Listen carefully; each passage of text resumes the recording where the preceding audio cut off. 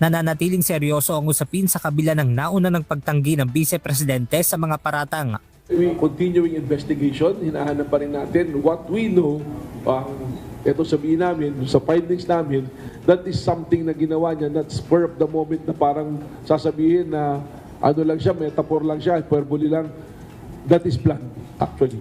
So alam namin na meron talagang kinausap, but we want to find out who is that person. Memories Tila ng may House pagbabanta Justice Committee dito, ang mga pagtalakay sa NBI na impeachment naman, complaint talagang laban kay Vice President Sara Duterte. Sa pagdinig, inaasahang harap ang National Bureau of Investigation o NBI kaugnay ng isinasagawa nilang investigasyon sa ginawa umanong pagbabanta ng pangalawang Pangulo sa buhay ni Pangulong Ferdinand Marcos Jr., First Lady Lisa Araneta Marcos at dating House Speaker Martin Romualdez. Ayon kay NBI Director Atty. Melvin Matibag, nananatiling seryoso ang usapin sa kabila ng nauna ng pagtanggi ng Vice Presidente sa mga paratang. We continuing investigation, hinahanap pa rin natin what we know.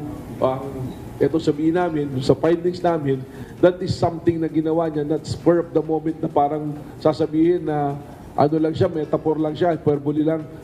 That is planned, actually. So alam namin na meron talagang kinausap, but we want to find out who is that person. May mga hawak na nila silang ebidensya sa ginawang pagbabanta ni VP Sara na kanilang ipepresenta sa Kamara. Inimbestigahan po yan, including po yung mga yung digital po, yung mga pronouncement po na nasa social media, tiningnan po yan.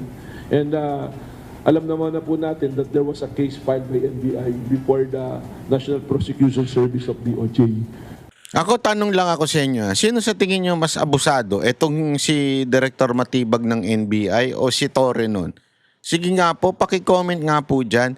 Sino ang mas abusado sa kanilang dalawa na ginagamit sa politika ang kanilang katungkulan? Si Matibag o si Torre? Kasi iniisip ko talaga pareho talaga sila wait lang po So that will cover testimony, and we will also bring the documents at saka video recordings na pina-authenticate po sa National Bureau of Investigation. Samantala, iniimbestigahan din ng NBI ang isang lalaki na nagkomento sa live broadcast ng Radyo Telebisyon Malacanang o RTBM habang nasa isang public event si Pangulong Marcos Jr. Ayon sa ahensya, maituturing na aktwal na banta ang naturang pahayag dahil naganap ito habang nasa labas at expose ang Pangulo. Dapat umanong mahuli ang nasabing individual para malaman kung ano ang kanyang motibo sa kanyang naging komento. Habang nagla-live si Presidente, kaya actual yung threat. Kasi nasa labas ang Presidente. Expose siya. That is an event. And you say, barilin mo. May wait John, kasi nasa labas si Presidente. It's different kung nag-post ka ng of course, it's still a threat. Pero this one, nasa labas ang Presidente doing his job, his day-to-day job as the President, tapos magpo-post ka ng barilin mo.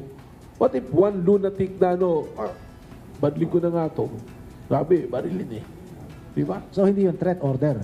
It looks like a threat and an order at the same time. Di ba? Hindi natin alam sinong kausap din itong tao na to. That's why we are after him.